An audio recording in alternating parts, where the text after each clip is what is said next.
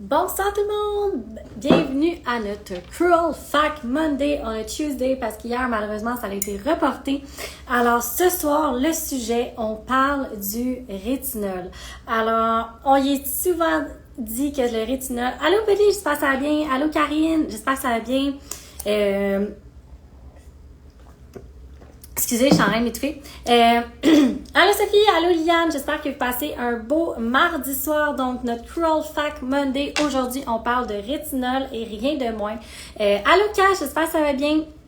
Parce qu'on le sait, là, on le voit, là, puis vous le voyez, là, ces publicités, puis tout, là. Le rétinol, là, il est partout, il est partout, il est partout. Ça a l'air que, comme, quand on est, il faut qu'on se mette du rétinol sur le visage. Alors, ce soir, je vais vous dire si c'est vrai ou pas. Tout d'abord, pour les gens qui ne savent probablement pas, peu de vous, d'après moi, ne savent pas c'est quoi le rétinol, mais si jamais il y en a, c'est quoi? Ben en fait, le rétinol, ça fait partie, en fait, c'est issu de la vitamine A.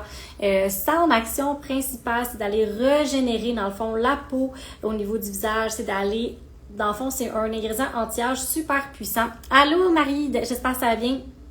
Qui va aller diminuer l'apparence des rides, diminuer la pigmentation, diminuer l'apparence des cicatrices d'acné, qui va aller faire un effet lift sur la peau, qui est vraiment un anti-imperfection. Donc, comment ça fonctionne? C'est que dans le fond, le rétinol vient activer les capacités réparatrices de votre peau, il vient activer la régénérescence des cellules également, donc, bien entendu, il vient stimuler la production de collagène pour avoir une peau qui est beaucoup plus ferme également. Et bien, comme j'ai dit tantôt, va aller renouveler, dans le fond, les cellules au niveau du visage. Donc, voyez-le vraiment comme un boost qu'on vient mettre au niveau de votre peau pour aller accélérer, dans le fond. Allô, Myriam! Pour aller vraiment accélérer le processus de régénérescence au niveau des cellules de votre peau. Ceci étant dit, là, dit comme ça, je le sais, ça a l'air tellement intéressant comme produit. On dirait que tout le monde faudrait qu'on soit sur le rétinol, mais la réalité est que c'est tellement pas vrai. C'est vraiment pas un produit, je me retrousse les manches, c'est vraiment pas un produit qui est fait pour tout le monde. Puis en plus de ça, il y a vraiment une manière de réintégrer le rétinol. Oui, allô Violaine, allô Laïla, j'espère que ça va bien. Et oui, dans le fond, c'est un super bel outil avec lequel on peut travailler, mais Seigneur, qu'il n'y a pas beaucoup de personnes qui sont capables de bien le tolérer. Je vous explique pourquoi. Parce que avec tous ces beaux bienfaits-là que le rétinol peut apporter sur votre peau, il y a aussi un downside. Fait que le downside, c'est quoi? C'est qu'il vient complètement assécher votre peau, il peut venir faire de la sensibilité, il va fragiliser votre peau. Donc, si vous ne protégez pas votre peau du soleil, vous allez pouvoir faire de l'hyperpigmentation avec ce type de produit-là. Si vous avez déjà une peau qui a tendance sensible, déshydratée, rougeur, rosacée, oubliez ça. Le rétinol va mettre le feu à votre peau juste de même, automatiquement. Donc, c'est ce que je voulais vous dire, en fait, c'est que le rétinol, c'est vraiment pas fait pour tout le monde. Il peut vraiment pas être utilisé à toutes les sauces. Puis il y a aussi un âge pour le commencer parce que Seigneur, j'ai vu des clientes qui avaient 25 ans venir me voir puis qui avaient déjà du rétinol dans leur routine. Ça n'a pas de sens. En fait, vous n'avez pas besoin de rétinol. Je sais qu'il y a des sites internet là, genre Derma Cosmétique, là, je sais pas quoi, là, ou Châtelaine qui dit que dès l'âge de 20 ans, vous pouvez commencer du rétinol. Hey, pour vrai, comme non, pas du tout. Faites juste hydrater votre peau puis vous allez être bonne jusqu'à au moins un bon 30 ans. Est-ce qu'il y a un âge fixe que je vous dis, ah oui, cet âge-là, c'est l'âge pour commencer le rétinol? Non, il n'y en a pas. Ça va vraiment dépendre, encore une fois, de votre type de peau. Parce que, you know what, ça se peut qu'il y a des gens qui aient 70 ans puis ils peuvent même pas encore utiliser du rétinol parce que leur peau n'est pas faite pour le tolérer. Et comment qu'on sait si notre peau est capable de tolérer du rétinol ou pas? C'est super simple. Si déjà à la première application, vous êtes rouge vif et vous pelez, vous desquamez là, comme quelque chose de pas possible, clairement, ça vous fait probablement pas. Ou encore, on n'a pas bien préparé votre peau à recevoir ce type de produit-là. Donc, si jamais vous voyez des publicités là, de je sais pas quoi, là, qui vous dit que vous devez absolument avoir du rétinol à l'intérieur de votre routine, honnêtement, questionnez-vous sur cette clinique-là ou sur ce professionnel-là parce que c'est tellement pas fait pour tout le monde. Justement, si vous avez de la rosacée, si vous avez une peau qui est inflammée, si vous avez une peau qui a été sensibilisée, puis si vous avez une peau qui est sensible à la base, si vous avez une peau qui est déshydratée, c'est tous des critères qui font en sorte que vous allez être incapable à ce moment-là de votre vie de tolérer le rétinol. Puis vous allez juste être encore plus inconfortable, vous allez empirer votre situation. Il y a tellement d'autres méthodes pour pouvoir aller chercher aller chercher justement l'effet du rétinol en voulant dire de ne plus avoir de rides, d'aller diminuer l'apparence des cicatrices d'acné. Il y a plein d'options.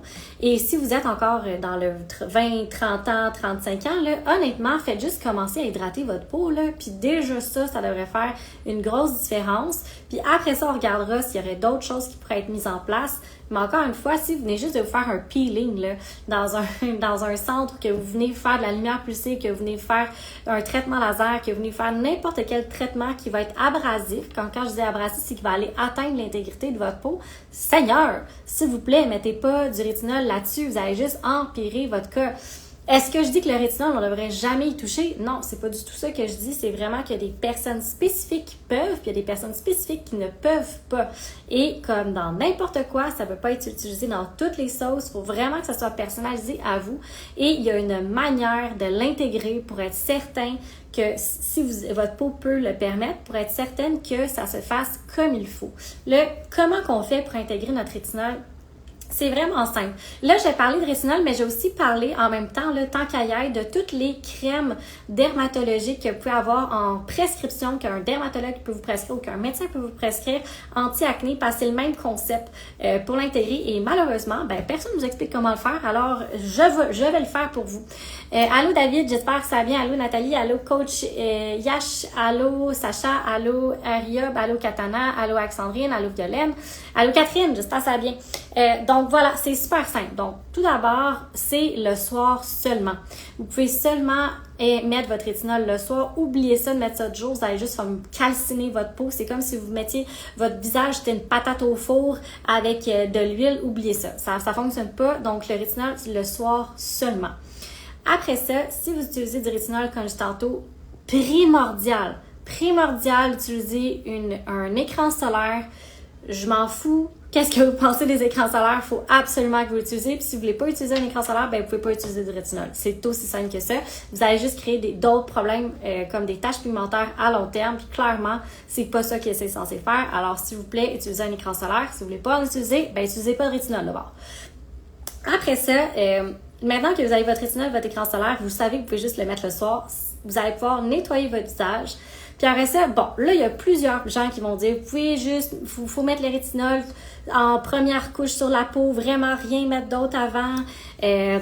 On va arrêter ça tout de suite. Faites le mode sandwich pour commencer, surtout si vous êtes une première utilisatrice qui n'avait jamais utilisé ça, juste pour habituer votre peau à recevoir ce type de produit-là qui est très agressif.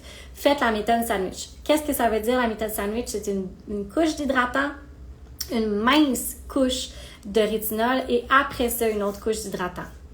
Vous faites ça une fois semaine jusqu'à temps que vous voyez qu'il n'y ait aucune réaction, aucune rougeur, que vous ne sentiez pas d'inconfort, vous ne sentiez pas de tiraillement, vous sentez en fait presque rien. Vous faites ça pendant au moins un bon 2 semaines, 3 semaines si possible. Après ça, vous allez pouvoir augmenter encore une fois en méthode sandwich là, à 2 fois par semaine. Quand tout ça c'est beau, là vous pourriez potentiellement essayer à mettre le rétinol directement sur votre peau et après ça appliquer une crème hydratante pour vraiment venir conserver l'hydratation. Puis ça, c'est la même chose pour les produits anti-acnéiques, donc de prescription, le Tactupompe, je sais pas tous les noms des trucs, mais en tout cas, tu sais, les affaires comme Tactupompe, vraiment de prescription, vous allez chercher à la pharmacie. Ultra important que vous gardiez l'hydratation de votre peau, sincèrement, sinon votre peau va juste peler et ça sera juste inconfortable. Vous n'allez juste pas être en mesure d'utiliser votre produit aussi fréquemment que vous auriez voulu parce que votre peau va juste être trop sensibilisée. Là, en parlant de sensibilité de peau, quelque chose qui est vraiment important de savoir, c'est que c'est la même chose avec trop d'exfoliants. Allô Andrea, si vous exfoliez là, juste tout le temps votre peau, là, OK, on se fait une mise en situation. Vous exfoliez toujours votre peau. Fait qu'à chaque jour, vous avez un exfoliant. Je m'en fous c'est quoi l'exfoliant, enzymatique, chimique, mécanique. Enzymatique, c'est par des enzymes. Chimique, c'est comme par exemple avec l'acide glycolique, l'acide salicylique. Et dans le fond mécanique, c'est avec des petites granules. Fait que peu importe, vous avez ça, vous faites ça à chaque jour dans votre routine. Donc imaginez-vous ça. Vous faites ça à chaque jour dans votre routine. Vous allez, dans le fond, exfolier la peau au niveau de votre visage. Puis là, après ça, bang, le soir, vous mettez un rétinol. Puis là, vous faites ça à chaque jour pendant des années. Qu'est-ce que vous pensez que votre peau y arrive? mais votre peau, elle est fragilisée, votre peau, elle est amincie, votre peau est tout le temps en train d'être décapée. Elle n'a jamais le temps de recréer sa barrière. Donc, c'est sûr que c'est pas optimal. C'est ça qu'on vous dit quand on vous dit que s'exfolier, c'est pas toujours la solution. Puis mettre du rétinol, c'est pas toujours la solution. Est-ce que personne ne devrait utiliser le rétinol? Non, il y en a dans certains cas que ça peut être super utile puis que c'est un excellent produit à travailler, mais ça ne fait pas à tout le monde. Fait que si on vous dit « Hey, du rétinol » puis vous êtes de la rosacée, pour vrai, c'est pas nécessairement le cas. Il y a des cas de rosacée qu'on peut pratiquement, on peut essayer d'utiliser du rétinol, mais c'est vraiment du cas par cas.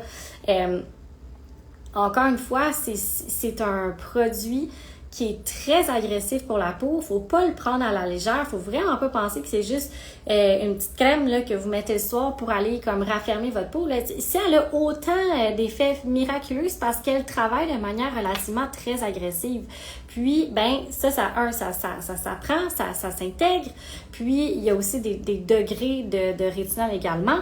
Mais tout ceci étant dit, si moindrement vous êtes une personne que, tu sais, quand vous sentez votre peau, là, que ça tiraille déjà, allez pas mettre du rétinol là-dedans, là. Vous allez juste mettre littéralement le feu sur votre peau. Et vous allez comme peler, puis ça va juste aller de pire en pire rendu là. Puis c'est la même chose, tu sais, je vais faire un peu le parallèle avec les exfoliants. Le rétinol n'est pas un exfoliant, mais il va faire une action qui est un peu exfoliante. Je sais pas si vous me suivez. C'est pas son action principale. Lui, il va aller régénérer la peau, mais en régénérant la peau, bien sûr, ça vient enlever une petite couche de cellules mortes au travers de tout ça. Fait que ça fait un peu la même chose. Puis, justement, on en discutait, là, on a eu un souper d'équipe et on en discutait justement du fameux rétinol. Et l'affaire, c'est que vos cellules, là, à un moment donné, votre pauvre cellule, là, qui est dans votre peau, là, qui est là, puis qui essaie tellement de vous faire une belle peau, là. Puis là, vous y donnez tellement de signaux de « Allez, régénère-toi. » Ben, cette pauvre cellule-là, c'est comme un chat. Elle a un maximum de vie. On va dire qu'elle en a 30. Fait qu'elle a 30 vies. Fait que là, vous faites juste la booster pour qu'elle se régénère toujours plus rapidement. Fait que ces 30 vies s'écoulent vraiment plus rapidement. Puis à un moment donné, la pauvre cellule, est essoufflée. Elle est essoufflée, puis la manée est comme plus capable de vous donner rien de plus. Puis c'est ce qui arrive quand on utilise des produits comme par exemple le rétinol ou genre des exfoliants qui sont très agressifs sur la peau et qu'on commence ça très très jeune.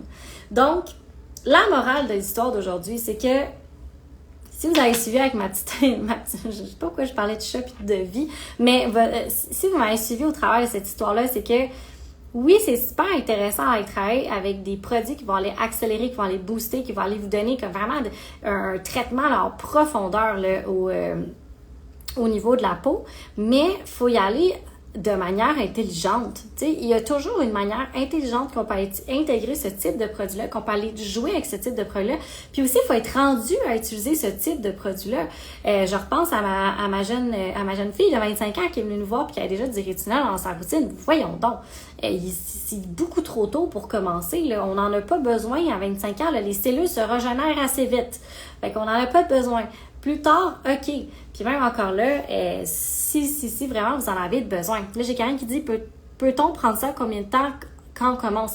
Ben en fait, là, si vous commencez, ça dépend, est-ce que votre peau est déjà habituée ou pas à en avoir? Si elle n'est pas habituée, c'est vraiment de l'intégrer une fois par semaine en petite méthode sandwich. Puis après ça, si vous avez une peau qui est relativement tolérante, vous pouvez juste appliquer une fine couche puis mettre votre écran, pas votre écran solaire, mais mettre votre crème hydratante par-dessus. Commencez une fois par semaine. Si tout va bien, après une fois par semaine, vous pouvez augmenter à 2 fois semaine. Si la peau le tolère bien, comme quand je dis tolère bien, c'est qu'il n'y a pas de rougeur, pas de desquamation, donc pas de petite peau qui pèle, vous n'avez pas de sensation d'irritation, il n'y a pas de sensation de brûlure non plus.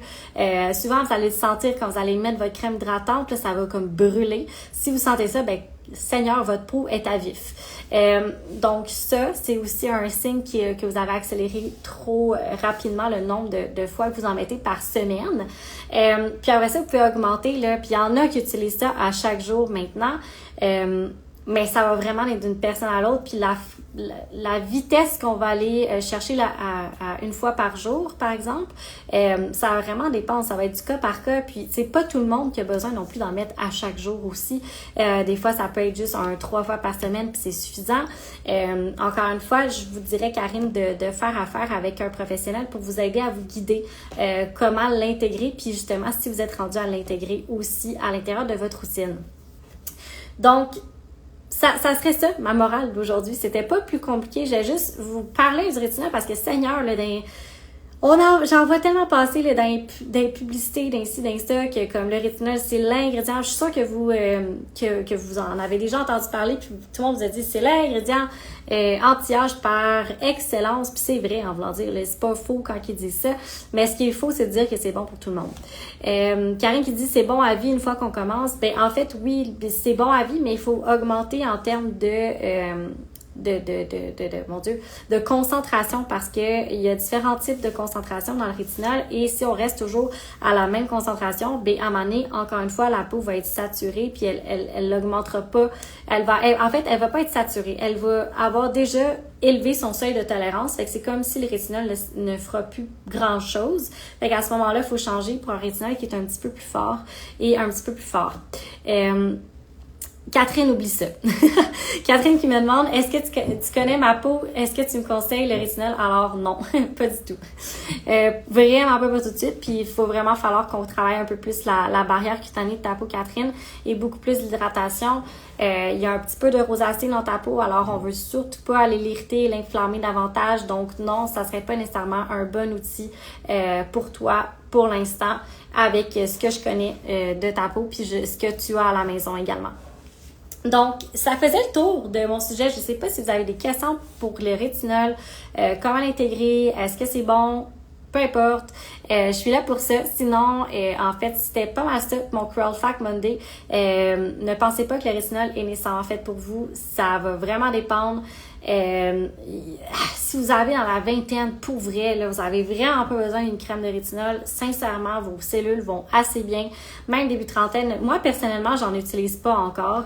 Puis, tu sais, ça veut pas dire que moi, j'en utilise pas, que personne ne devrait en utiliser. C'est vraiment pas ça. Mais, tu sais, je suis en début trentaine, puis j'en ai pas de besoin pour l'instant. Je suis capable d'aller chercher mon éclat, je suis capable d'aller chercher, dans le fond, mes résultats d'une autre manière. Alors voilà, donc c'est pas un essentiel. Est-ce que c'est un bon ingrédient? Est-ce que c'est un bel outil à travailler? Oui. Est-ce que c'est fait pour tout le monde? Non. À ce moment-là, c'est vraiment du cas par cas. Puis si jamais c'est quelque chose que vous pensez potentiellement intégrer ou acheter, s'il vous plaît, faites juste vous renseigner à un professionnel avant d'aller de l'avant avec un tel produit parce que ça peut littéralement brûler votre peau et je niaise pas quand je dis ça. Vous pouvez vraiment brûler votre peau avec un rétinol. Alors, s'il vous plaît, ne faites pas de l'erreur de brûler votre peau puis de devoir comme attendre des années-lumière pour que votre peau se régénère. Puis après ça peut faire un impact comme l'hyperpigmentation. Vous pouvez aller être juste complètement déshydraté. Donc, s'il vous plaît... s'il vous plaît. Fait que juste avant de vouloir vous procurer ce type de produit-là, faites une évaluation par un professionnel. Regardez ce que vous avez à la maison. Est-ce qu'on est vraiment rendu là? Si oui, parfait. Il n'y a pas de problème. Ça va nous faire plaisir, nous ou d'autres professionnels, de vous accompagner avec votre aventure de rétinol. Mais juste, s'il vous plaît, arrêtez de penser que c'est littéralement fait pour tout le monde et que tout le monde devrait acheter du rétinol ou que le rétinol... Ah oui, avant qu'on parte. Oubliez ça, le rétinol sur le contour de vos yeux. Votre peau, elle est beaucoup trop fine. Ça n'a pas de sens, là. S'il vous plaît.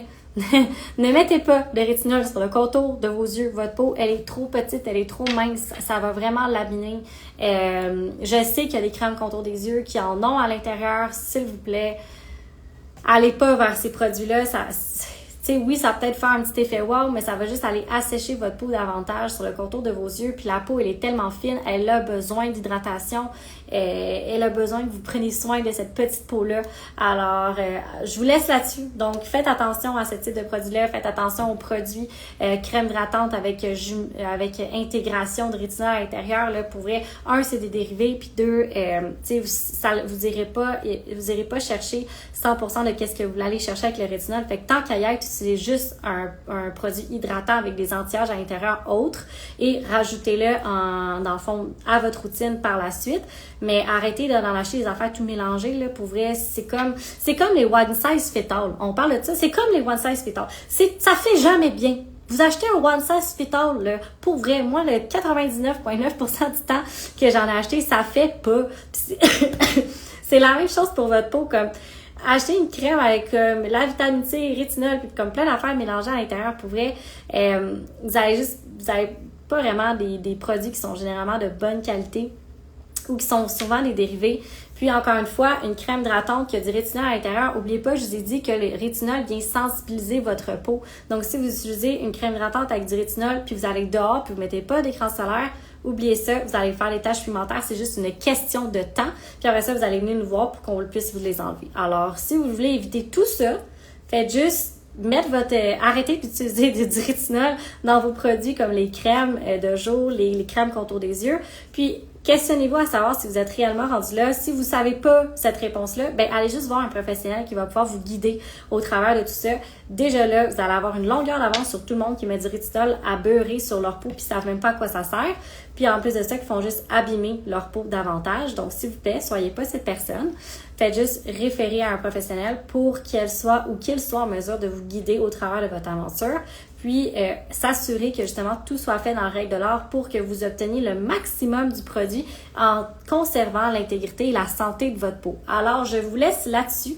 Valérie qui dit merci pour tout, ça me fait tellement plaisir. Et je vous dis à demain pour notre Q&A, notre questions-réponses, le classique de la clinique CD. Donc, vous posez toutes vos questions en direct ou dans la petite boîte que je vous laisse tout le temps. Et je réponds à ça en direct demain soir à 19h sur la page de la clinique. Allô Eve, tu arrives un peu plus tard, mais c'est pas grave, tu vas pouvoir le réécouter en rediffusion. On parlait de rétinol. Alors, je vous souhaite une super belle soirée et je vous dis à la prochaine. Donc, à demain dans notre deuxième live pour, dans le fond, le Q&A.